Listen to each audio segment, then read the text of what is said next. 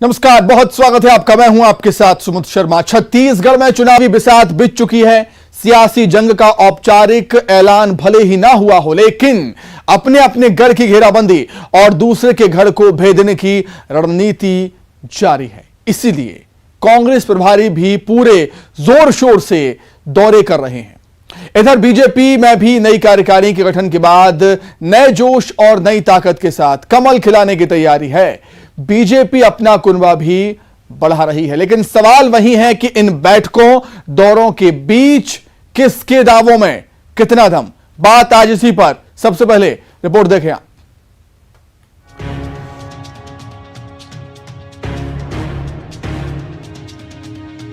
एक तरफ दौरों का दौर चल रहा है तो दूसरी तरफ बैठकों का सिलसिला, यानी 2023 की लड़ाई में सियासी अंगड़ाई जोर पकड़ने लगी है। सबसे पहले बात कांग्रेस के दौरों और दावों की।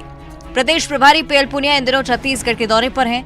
टारगेट पर वो विधानसभा सीटें हैं जो पिछले विधानसभा में कांग्रेस के खाते में नहीं आ सकी, इसलिए इस बार पहला टारगेट वही सीटें हैं। मंगलवार को बिलासपुर पहुंचे पीएल पुनिया के नारों के साथ जोरदार स्वागत किया गया।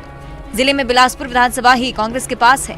कोटा, मस्तूरी, बिल्हा और बेलतरा की सीट पर दूसरी पार्टियों का कब्जा है, इसलिए बिलासपुर में कांग्रेस को मजबूत करने पर मंथन हो रहा है। लेकिन पुनिया कह रहे हैं कि बीजेपी मुंगेरी लाल के हसीन सपने देख रही है। पहला सवाल था, उसमें मैंने बताया कि हारी हुई सीटों पर भी जा रहे हैं, जीती हुई सीटों पर जा रहे हैं, हम सब सीटों पर जा रहे हैं। 90 के 90 सीटों पर हम लोग। हारी हुई सीटों में क्या निकल कर सामने? बीजेपी जीती हुई सीटों, कांग्रेस जीती हुई सीटों को भी नहीं बचा पाएगी। बीजेपी इस तरह से बोल रही है। क्या बीजेपी बोल रही है कांग्रेस जीती हुई सीटों को नहीं बचा पाएगी, हारी हुई सीटों तो संघर्ष करना पड़ेगा। अब बीजेपी क्या कह रहे हैं उसकी हम परवाह नहीं करते हैं, हम अपना काम करते हैं। सवाल लगातार आ रहा है, भारत छत्तीसगढ़ कांग्रेस मुक्त भारत से अब कांग्रेस मुक्त छत्तीसगढ़ तक मामला आ गया है। ये मुंगेरी लाल के हसीन सपने हैं जो कभी पूरे नहीं हो। बिल्कुल किए। हम लोग ये कार्यक्रम लगातार कर रहे हैं क्योंकि हम लोग अभी वो भारत जोड़ो यात्रा में व्यस्त थे, तो इसलिए कार्यक्रम थोड़ा धीमा हो गया था। लेकिन अभी ये जारी कर रहे हैं फिर से, एंड लोगों तक पहुँच के संगठन को और कैसे मजबूत करना, उसी का प्रयास चलेगा। हमें तो ये उम्मीद है कि पिछली बार जितना जीते थे उससे ज़्यादा सीट इस पर आएंगे, और जिस सीट में थोड़ा बहुत अगर समस्या है तो उसको कैसे मजबूत करना, यही हम लोगों का प्रयास रहेगा। जवाब तो हम देंगे जनता को, एंड लगातार देते आ रहे हैं। हमारे मुख्यमंत्री भी हर एक विधानसभा में दौरा कर रहे हैं, ऐसे कोई बात नहीं है। एंड बीजेपी जो कह रही है उनसे हमें कुछ लेना देना नहीं है, बट ये बात तो सच है कि जितना पॉपुलर ये सरकार है, हमारे संगठन भी मजबूत है, तो नेक्स्ट टाइम तो हम लोग सरकार जरूर बनाएंगे। इधर बीजेपी ने भी छत्तीसगढ़ में 2023 में कमल खिलाने के लिए अभी से अपनी सियासी जमीन को सींचना शुरू कर दिया है। नए अध्यक्ष और नए प्रदेश प्रभारी के नेतृत्व में अब नई कार्यकारिणी का गठन हो चुका है, जिसकी पहली बैठक मंगलवार को राजधानी रायपुर में हुई। अरुण साव, नारायण चंदेल, रमन सिंह जैसे सभी बड़े नेता इस बैठक में मौजूद रहे। भारतीय जनता पार्टी जनहित के लिए लगातार सरकार से लड़ते रहेगी, सड़क से सदन तक की लड़ाई करते रहेगी। और मुझे ऐसा लगता है कि हमारे जो नेता हैं, जो नवनिर्वाचित हुए हैं, वो अपने क्षेत्रों में और पूरे प्रदेश में भ्रमण कर रहे हैं। इसलिए माननीय मुख्यमंत्री जी को भी गली गली, मोहल्ले मोहल्ले संपर्क के बहाने के हिसाब से घूमना पड़ रहा है।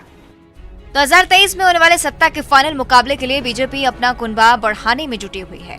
रमन सिंह और नितिन नवीन की मौजूदगी में कुल 1000 लोग बीजेपी में शामिल हुए। इनमें कुछ चेहरे खास हैं, जैसे कामदा जोहले जो सारंगगढ़ के विधायक रह चुके हैं, अभिषेक शुक्ला कांग्रेस के बालोद जिला अध्यक्ष रह चुके हैं, विजय अग्रवाल जो रायगढ़ से विधायक रह चुके हैं, संपत अग्रवाल जो बसना से विधायक प्रत्याशी रह चुके हैं, लखन श्रीवास्तव जो मनेन्द्रगढ़ से जेसीसीजे के विधानसभा प्रत्याशी रह चुके हैं और अब कमल के साथ आ चुके हैं।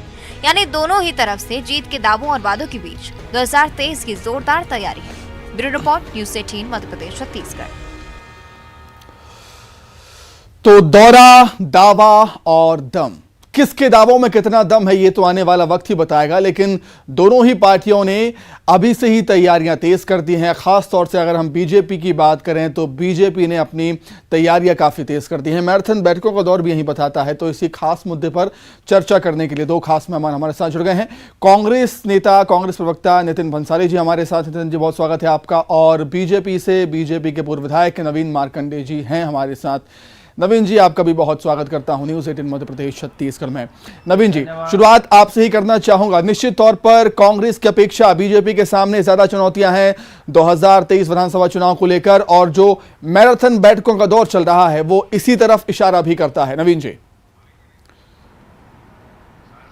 देखिए, बिल्कुल आने वाला समय अभी चुनौती भी है और चुनाव भी है, और दोनों को हम स्वीकार कर रहे हैं। और उसके हिसाब से भारतीय जनता पार्टी लगातार जनता के बीच जा रही है, और कहीं ना कहीं हमारे जो सेना है उसको हम लोग तैयार कर रहे हैं। और आने वाला समय में जो कांग्रेस सरकार की जो नीति है और कांग्रेस सरकार की जो छत्तीसगढ़ की जनता के साथ धोखा किया है, जो उनको छलाव किया है, इन सारे चीज़ों को लेकर जाएंगे। और ऐसे मुद्दों के साथ जो आज अगर देखते हैं नीचे स्तर में जाते हैं तो जनता में आक्रोश हो गया है कि ये जो सरकार है जो कहा है वो नहीं किया है, और इस नाते से छत्तीसगढ़ की जनता को ठगने का ये काम किया है और गुमराह किया है।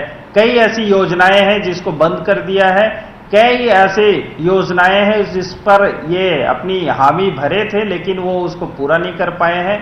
कई वादे जो है इनका पिटारे में ही बंद है, आज तक खुल नहीं पाया है। तो इन चीज़ों को छत्तीसगढ़ की जनता भली भांति समझ चुकी है, और आने वाला समय में ये जनता स्वयं जवाब देगी। लेकिन उसके लिए हम लोग भी कमर कस के जनता तक जा रहे हैं ताकि जनता इनको जवाब प्रमुखता से दे। ठीक है नवीन जी, एक चीज मैं आपसे ये समझना चाहूंगा, बड़े स्तर पर बीजेपी ने बदलाव किए हैं, अध्यक्ष बदल दिया गया, नेता प्रतिपक्ष बदल दिए गए और प्रभारी भी बदल दिए गए। क्या लगता है आपको, ये बदलाव बीजेपी की जरूरत थी या मजबूरी? देखिए, जरूरत और मजबूरी की बात नहीं है। संगठन की रचना जो है भारतीय जनता पार्टी का आंतरिक भी मामला है, और वो लगातार हर तीसरे वर्ष में हम लोग करते हैं और शुरू से करते आ रहे हैं। आज ये नया नहीं है, हमारे संगठन की बदलाव हर तीसरे वर्ष में होता है, और ये वही बदलाव है। इसको किसी एंगल से देखने की जरूरत नहीं है, ये संगठन की अपनी रचना है। ठीक है नवीन जी, और जो मैराथन बैठकों का दौर चल रहा है उस पर भी मैं आपसे चर्चा करूंगा। मैं लौटूंगा आपके पास। नितिन भंसाली जी, जिस तरीके से बीजेपी ने कमर कसी है, क्या कुछ कहना चाहेंगे आप उस पर? आज मैराथन बैठकों का दौर बीजेपी में चल रहा है और कई कार्यकर्ता बीजेपी में गए हैं, आज बीजेपी ज्वाइन की है कई कार्यकर्ताओं ने। नितिन जी, देखिए, बीजेपी का कुनबा ढह चुका है और कमल जो है वो मुरझा चुका है।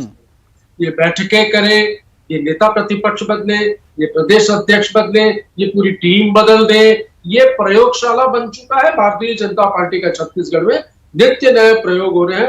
असफल प्रयास भारतीय जनता पार्टी छत्तीसगढ़ में कर रही है। हमें कोई फर्क नहीं पड़ता कोई कहाँ ज्वाइन कर रहा है, कोई कहाँ ज्वाइन कर रहा है, इससे हमें कोई लेना देना नहीं। हम तो हमारे कामों को लेकर बीच में, हम जनता के बीच में, हमने, हमारी सरकार ने जो वादे किए थे उन वादों को पूरा किया है, और उस पर हम जो काम कर रहे हैं इन 3.5 पौने 4 वर्षों में सरकार ने जो काम किया, उन काम को लेकर हम जनता के बीच में, और काम को लेकर हम जनादेश लेने जनता के बीच जाएंगे। जिस प्रकार 2018 से आप उठाकर देख लीजिए सारे रिकॉर्ड, 2022 तक नवीन मार्कंडेय जी भी जानते होंगे, ऐसा कौन सा चुनाव है जो हम हारे, चाहे पंच का हो, सरपंच का हो, नगर पंचायत, नगरीय निकाय, विधानसभा के उपचुनाव, जिला पंचायत, सभी जगह कांग्रेस के प्रत्याशियों ने बम्पर जीत हासिल की है, और भाजपा को वहां पर मुंह की खाली पड़ी है। मैंने कहा छत्तीसगढ़ में कमल मुरझा चुका है और भाजपा का कुनबा ढह चुका है। भाजपा के नेता छत्तीसगढ़ में अपने अस्तित्व की लड़ाई लड़ रहे हैं। मेरी शुभकामनाएं, लड़ते रहे।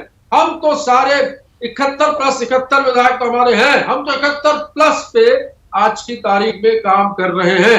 हमारा संगठन, हमारे प्रभारी, हमारे प्रदेश अध्यक्ष सारी सीटों पे जा रहे हैं, सारी सीटों पे चर्चा कर रहे हैं, कार्यकर्ताओं से मिल रहे हैं। माननीय मुख्यमंत्री जी का भेंट मुलाकात कार्यक्रम चल रहा है। तो निश्चित ही जो स्थिति अभी है कांग्रेस से, उससे बेहतर होगी आने वाले विधानसभा चुनाव में, और भारतीय जनता पार्टी को फिर से 2018 के जैसे मुंह की खानी पड़ेगी, उसके लिए वे तैयार। बिल्कुल नवीन जी, नितिन जी को आप सुन रहे होंगे, बिल्कुल ये, लेकिन ये ठीक बात है कि 2018 में जो चुनाव हुआ विधानसभा का, उसमें बीजेपी ने बहुत कुछ गवा दिया है। प्रदेश तो गवाया ही, सत्ता तो गवाई ही, बहुत कुछ गवा दिया है, और जो डैमेज हुआ है उसे कंट्रोल करने में कहीं ना कहीं समय तो लगेगा ना। नवीन जी। देखिए, ऐसा है कि डैमेज तो हुआ ही नहीं है भारतीय जनता पार्टी। डैमेज होता तो कंट्रोल करते ना। दूसरी चीज एक तरफ है, जो पार्टी संगठन आजादी के बाद लगातार 60-65 वर्ष जो है सत्ता में रहे, वो जब ढह गया और 15 साल तक उसकी अता पता नहीं रहा, और आज 3 साल 4 साल अभी सत्ता में एक पंचवर्षीय रहने के बाद क्या कहेंगे वो और क्या करेंगे वो, तो ये ढहाना हमारे लिए कोई बड़ी बात नहीं है कि जो व्यक्ति 60 साल, जो संगठन 60 साल से सत्ता में रहे, उसको हम ढहा दिए और 15 साल रहे।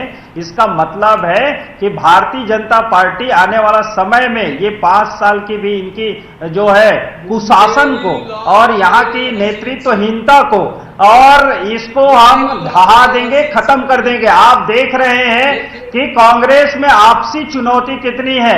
आधे लोग टीएस बाबा को मुख्यमंत्री बनाना चाहते हैं, तो आधे लोग भूपेश बघेल को बनाना चाहते हैं। अभी भूपेश बघेल जो है मोहन मरकाम को हटाना चाह रहा है। कांग्रेस एक है, मजबूत है, इस तरह से हम लड़ रहे हैं, लड़ेंगे और जीतेंगे। तो आंतरिक तो चुनौती जीतेंगे, तो कांग्रेस को है, 24 और ऐसी केंद्र से जनता की सेवा कांग्रेस नहीं कर पा रही है, जनता के लिए कोई काम नहीं कर पा रहा है। अरे आपने क्या सेवा की? कारण से बताओ जनता तो। आक्रोशित है। चलिए, आने वाले समय में जनता जो है कांग्रेस 15 साल में आपने जनता की सेवा की, कौन से 10 अच्छे काम किए, कौन से 10 अच्छे काम किए? आज देख रहे हैं कि केंद्र में 60 साल राज करने के बाद कांग्रेस का अस्तित्व खत्म हो गया है। नेता प्रतिपक्ष भी नहीं बना पा रहे हैं।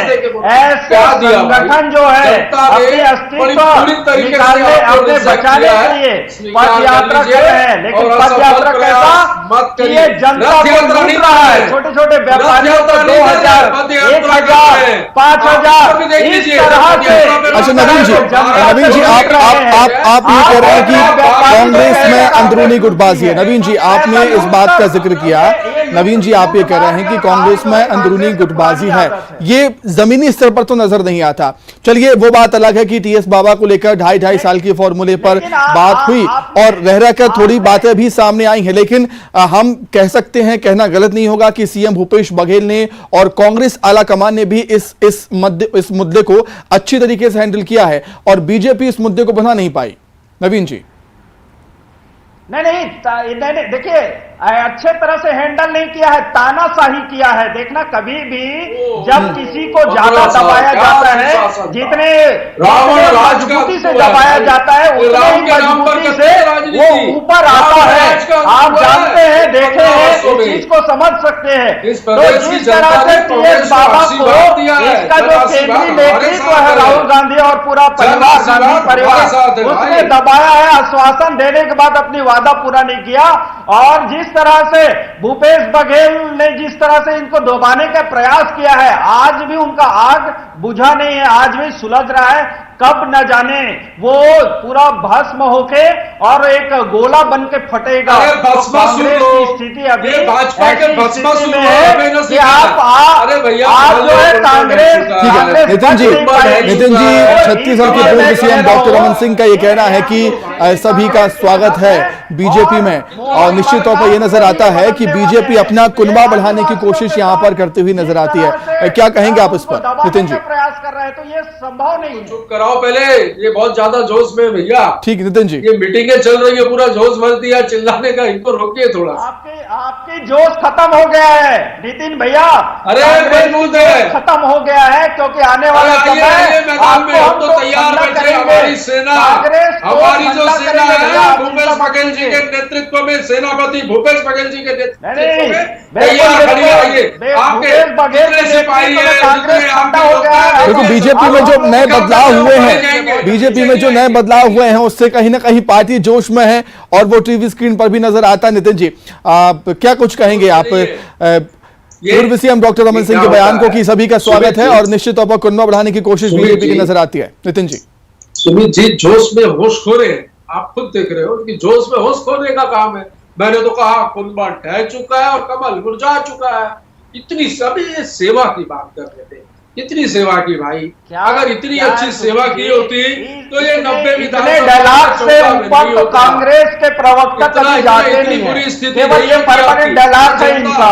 भूपेश बघेल और के ऊपर उनकी स्तुति करने के ऊपर नहीं जाते, क्योंकि इनके पास जो योजना नहीं है गरीबों के लिए, योजनाओं का क्रियान्वयन देख रहे हैं, इम्प्लीमेंटेशन देख रहे हैं। आज छत्तीसगढ़ मॉडल की पूरे देश में चर्चा हो रही है, गुजरात मॉडल दूर दूर तक कहीं नजर नहीं आ रहा। उसके बाद ये कहते हैं जोश में है ना, जोश में होश खोने वाली बात है। जोश में होश खोने दीजिए।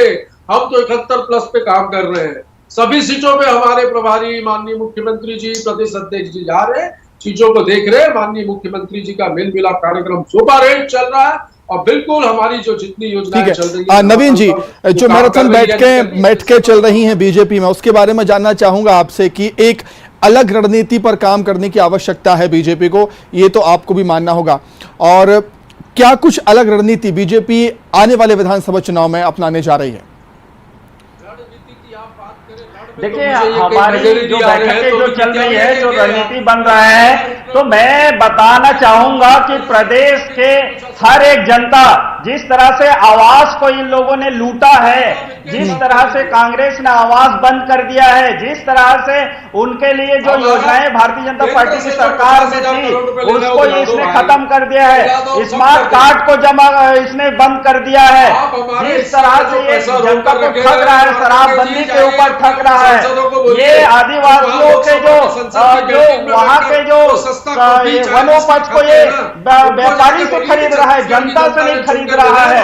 तो इस तरह से जो छत्तीसगढ़ के जनता को इन लोगों ने ठगने तो बिल्कुल दोनों ही पार्टियां आने वाले विधानसभा चुनाव की तैयारियों में काफी जोश में है, और वो जोश टीवी स्क्रीन पर भी नजर आता है, चाहे वो नितिन भंसाली जी की बात हो या नवीन मार्कंडे जी की बात हो, लेकिन ये जोश जमीनी स्तर पर भी नजर आए तब कुछ बात बने। बहुत धन्यवाद, समय की कमी है मेरे पास। नितिन जी बहुत शुक्रिया आपका, नवीन जी आपका भी बहुत शुक्रिया जुड़ने के लिए और तमाम बातचीत के लिए। तो हमारे खास कार्यक्रम में इतना ही, नमस्कार।